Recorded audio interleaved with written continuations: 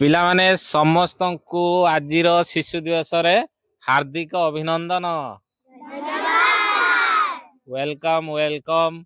अच्छा आजिर ए शिशु दिवस अवसर रे तुमको आज प्रश्न दुईटा पचारि है। शिशु दिवस विषय रे नुहे कौ विषय रे शीत ऋतु चली समस्त को ठंडा लगुच ना लगुच। आज दुईटा प्रश्न तुम पचारि कौन से दुईटा प्रश्न। प्रथम प्रश्न है जे शीत दिने कहीं आमको ठंडा लगुच है। आ द्वितीय क्वेश्चन जे आम ठंडारू रक्षा पाइबापी जो जैकेट स्वेटर शुईला बेले कंबल घोड़ुंट आमको गरम लगुच ना गरम लगुनि। ताले से गरम जो लगुच गरम लगे हेले ताप दरकार से ताप आसूची कोटू है। प्रथमे क्या पचार साई की साई कहलु ताप केउंटे आसी मेंढा मेंढा रुमरु मेंढा लुमरु। साई कहूँ मेंढा लुमरु आसे गरमटा आसे मेंढा लुमरु। अच्छा घालुआ कहलु स्वेटर स्वेटर। अच्छा चमत्कार उत्तर कंबल कंबल। अच्छा प्रतीक प्रतीक कौटी अच्छु। अच्छा प्रतीक कहलु ताप केउंटी आसे स्वेटर स्वेटर। अच्छा प्रथम क्वेश्चन थिला जे शीत दिने कहीं आमको ठंडा लगे तार उत्तर कहलु शीत दिने वायुमंडल तापमात्रा अपेक्षा आम शरीर तापमात्रा कमी जाए कमी जाए। अच्छा आउ के उत्तर दब क स्वेटर स्वेटर ताप मिले चादर चदर देख स्टॉल रु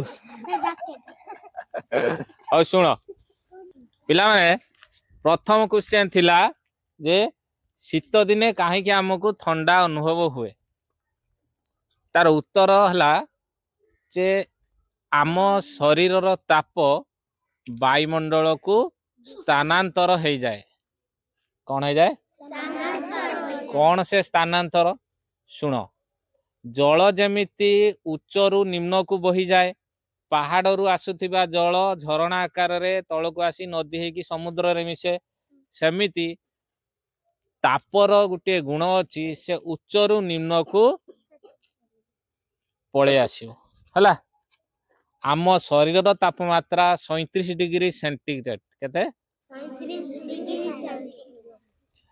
आउ वायुमंडल तापमात्रा शीत दिने साधारणतः 20 21 22 कि अति जदि ठंडा पड़िला ता माने 17 16 तलुक तलुक पड़े जीवो 17 डिग्री सेंटीग्रेड कि 20 डिग्री सेंटीग्रेड बुझी पाइलो। तेणु आम शरीर रे 37 डिग्री सेंटीग्रेड थिला बेले वायुमंडल तापमात्रा 20 डिग्री कि 21 डिग्री ताहले एठी कौन है आम शरीर तापमात्रा अधिक रहिला वायुमंडल तापमात्रा कम रहिला। तेणु आम शरीर रो ताप कौन हुए वायुमंडल को स्थानांतर हो जाए जहा फल रे आमे ठंडा अनुभव करू। जेहेतु आम शरीर रे ताप जाउची ताहले आमे काहे ठंडा अनुभव करवा। अच्छा जनक पाखर मन कर 1,00,000 टंका अच्छी ता मोबाइल रु मन कर किए फ्रॉड करिक जदि 1,000 टंका नहीं गला आउरी 69,000 टंका रहिलानी ना हैं ताले से लुकटा दुख करियो ना खुशी हबो जे ता 1,000 टंका जणे नहीं गला दुख पाइयो ना।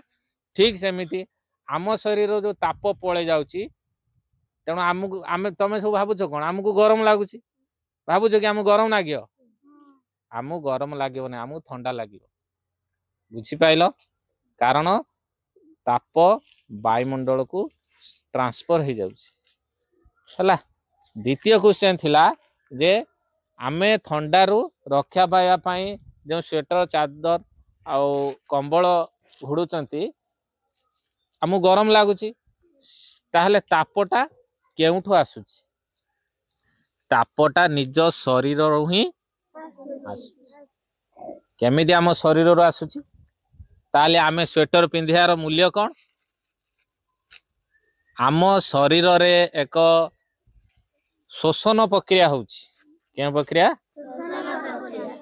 से शोषण प्रक्रिया कौन ना खाद्य आम कुशरे भांगुची भांगिकी सेथिरु अंगारकाम्ल गैस सृष्टि होची जहा कि तमे नाक बाटे प्रति मुहूर्त छाड़ुच नौच अम्लजान किंतु बाहरुची अंगारकाम्ल कारण शोषण प्रक्रिया रे अंगारकाम्ल गैस बाहरुची आउ शक्ति बाहरुची आउ ताप बाहरुची कौन बाहरुची सेई ताप आम शरीर को उष्म रखुची बुझी पाइल जेते बेले शीत दिन आम शरीर तापटा बाहर को बाहरी होची आमे ताकू कौन करिवा ना जैकेट स्वेटर पिंधिकी ताकू बाहर को बाहर करिया पई दबा नहीं आम शरीर बाहर करिया पई आम शरीर ताप को आम शरीर रे रखिया पई आमे जैकेट आ स्वेटर पिंधंती कारण जैकेट स्वेटर पिंधिबा आमे काहे के अलगा शर्ट काहे पिंधु नाती शर्ट पिंधिले तो शीत संभाली दब कहीं जैकेट पिंधुचंती कारण जैकेट हैला तापर कुपरी भाई जाको कहती इन्सुलेटर कौन कहती इन्सुलेटर तेणु से ताप को निजे नेले सिना से वायुमंडल को दब मनकर ये झील जैकेट पिंधि से जैकेट जदि ताप ता शरीर रू टाणिब ताहले जैकेट रु शरीर आमर वायुमंडल को तापटा ट्रांसफर हम किंतु जैकेट शरीर रू ताप आणु नाही जा फल रे आम शरीर तापटा आम शरीर रोची आमको गरम अनुभव होउची अबे बुझी पाइल ना कहीं आमको गरम लागे जैकेट पिंधिले कारण आम शरीर तापटा आम बाहर को दबा नहीं बाहर को देले सिना आमको ठंडा लगुची आम शरीर ताप को आम आम निज भितर रखिबा बुझी पाइल ना बुझी पाइलनी ओके समस्त हाई कर दियो।